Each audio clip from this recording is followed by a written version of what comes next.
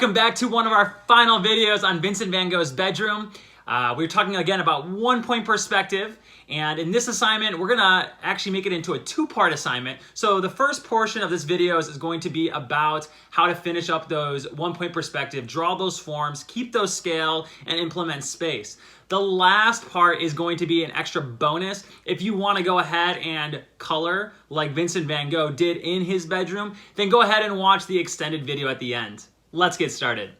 Before we get started, let's talk again about our keywords for today. 1-point perspective. Our artist is Vincent Van Gogh. We're going to talk about space and scale. And the last thing we're going to talk about in the extended portion of the video is stroke and stroke weight. So Vincent Van Gogh's bedroom is a really important piece, and we've been talking about it nonstop and how much it meant to him. One reason why it meant so much to him is that he lived 37 years, but he moved 37 different times. So he didn't stay in one space very long. He often was homeless, did not have a place to live. In this picture of the bedroom, which is taken from what's called the Yellow House, it was his room. It was the first time, or one of the first times, where he actually got to have a space of his own. So when he was feeling sad and depressed, he would paint this picture of his room because he wanted to remember how happy and how secure he felt in his room.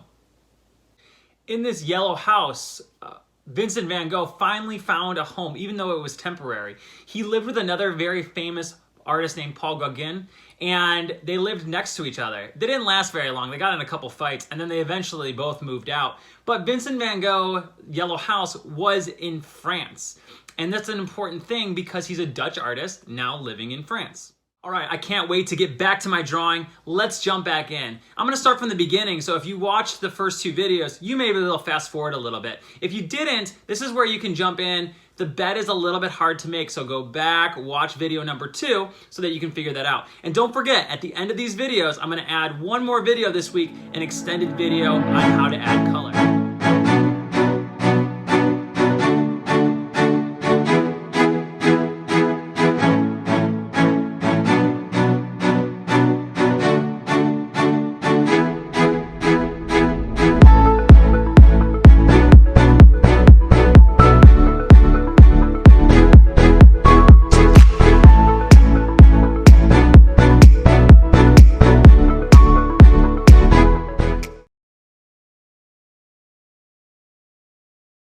All right, this is where we left off last lesson. We've been looking at Vincent Van Gogh's bedroom, and we had added in this bed using 1-point perspective. So I have one vanishing point, which means that this picture or this sketch is going to be 1-point perspective. So now I'm gonna start to add in some of his other things. So Vincent Van Gogh had a lot of little details hidden in his room. Let's start off with adding 2 pictures up in the corner. And the interesting thing is one of his pictures is a self-portrait and one of them is another artist that he lives with in this house. So to do that, I'm gonna go into my vanishing point and I'm going to make one line straight onto my wall, and then I'm gonna keep my pencil on my vanishing point, slide up a little bit, and make 2 lines. So my lines are going from this vanishing point and they're getting a little bit wider. Then what I'm going to do is I'm going to go ahead and put in a vertical line, a vertical line, a vertical line, a vertical line. Then I'm going to trace that on my guideline right there, and I'm going to trace on my guideline. Now what I can do is I can finish the frames by just trying to make my lines parallel to these other lines. So now I have 2 pictures hanging on the wall, okay? The other thing he had is he had a window right in the center there. So the window, because it's on this wall here, it's going to be the exact same in terms of my vertical lines will be like this. Now you didn't see his whole window, so we're gonna go start off like this. Vertical, vertical, and then I'm gonna put a horizontal line at the bottom. Now, mine's not going to be exact because I didn't leave enough space here. Actually, let me go ahead and leave a little bit more space because he does have a mirror on the wall there that I want to draw later on. I think that's an important detail to his bedroom. Okay, so I got my window. Yeah, more or less. Let's move it over a little bit more. slide it over just a little bit more. Remember, it's okay to make mistakes. That's how we learn in art, is by making those mistakes. We know that he has his mirror hanging on the wall right here. He's got a little, we'll say a little nail right there. His mirror has a small, skinny frame. And his window in the center here. Now, the only thing that's tricky about his window in the center is this one window's open a little bit. And how he makes that is he brings this vertical line a little bit lower than this horizontal line and then makes a diagonal line back to the corner. And that's gonna make it look kind of like that window is open. Then what he has is he has what's called a window panes. Window panes are just the interiors of these windows. And you can see goes ahead like this. Now, when I'm doing this window pane, I have to follow that bend a little bit to show that there is still that perspective. Again, I would probably use a ruler in this situation just to make it look a little bit nicer, a little bit straighter. But now it looks like I have my window open a little bit. So the assignment before last assignment, before we made the bed, we made the chair. We're gonna make that chair one more time. So let's go ahead and get started. Let's go ahead and make these 2 guidelines. Then I'm gonna go horizontal, horizontal. And I'm gonna trace over my guidelines. And I'm gonna go ahead, put it back here. Remember we talked about making the legs of the chair, so I'm gonna go all the way down, and I know how far my legs are gonna go down for my chair. So let's go ahead and put those in. Now his were rounded at the bottom. Vincent Van Gogh's chair. And it's important to remember too, Vincent Van Gogh did entire paintings about chairs. He was really focused on a lot of the details. He was very, very good with his perspective. And this back leg right here is always the tricky one. We don't see this part of it, so we always forget to make it, or a lot of us forget to make it. And I'm gonna go ahead and connect my chair there, and connect my chair there. And these back line here, and this line over here to the back of my chair.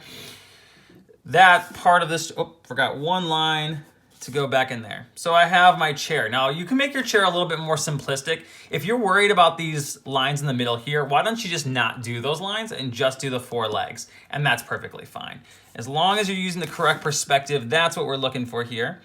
And what I'm gonna do now is I'm gonna make the top of my chair. And to make the top of my chair, I'm gonna go up to this line right here. And I'm gonna bring another line that comes up to this line right here. And I know for the top of his chair, he has some backings like this.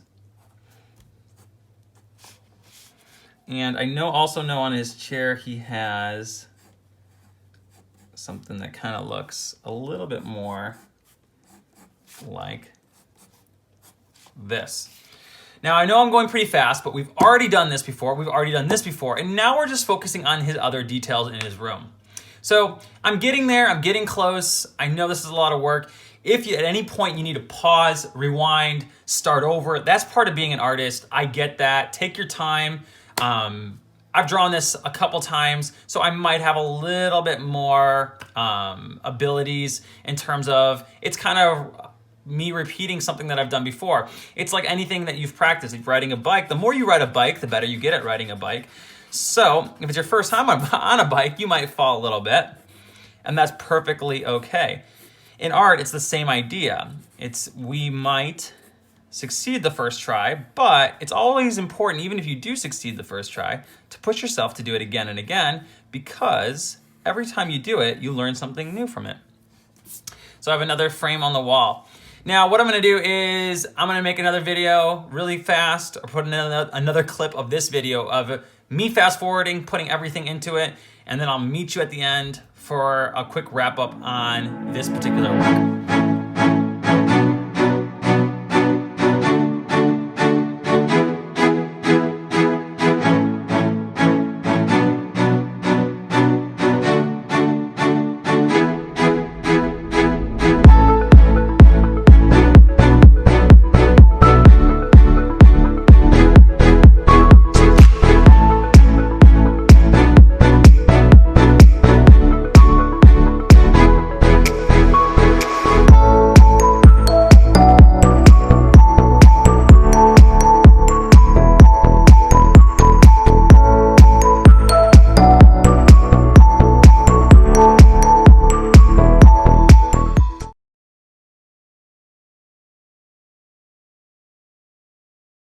Last thing I want to show you really fast is how to do the floor, and then we're going to be done with this painting, and we're going to be moving on to our next assignment next week. But let's first start off by putting our ruler or straight edge into the vanishing point, and when I get to the floor, I make a line, slide it over, make a line, slide it over, make a line, slide it over, make a line, slide it over, make a line, slide it over, make a line, slide it over, make a line. What I'm doing is I'm adding in floorboards that have 1 point perspective. So as I look at floorboards, or the wood, like wood paneling on the floor, you would see this 1 point perspective. Now, he's got little lines, horizontal lines here and there, kind of showing which way the floorboards maybe break up. But all those lines coming from inside that vanishing point. Now I can go ahead and I can erase a lot of my guidelines that I've made to make my picture a little bit cleaner, look a little bit nicer. But this is where we are for today. Now, if you want to go now, and I'm going to attach in the link a picture of Vincent Van Gogh's bedroom. If you want to go through and add in that amazing color that he used, that he talked to his brother, wrote letters to his brother about, feel free to. Otherwise, please send me a picture of this. I'm going to make a video coming up talking about how to submit some of these assignments. All right, this was Vincent Van Gogh's bedroom. This was 1 point perspective with Mr. Mariani. Thanks again for trying your hardest to be the smartest artist.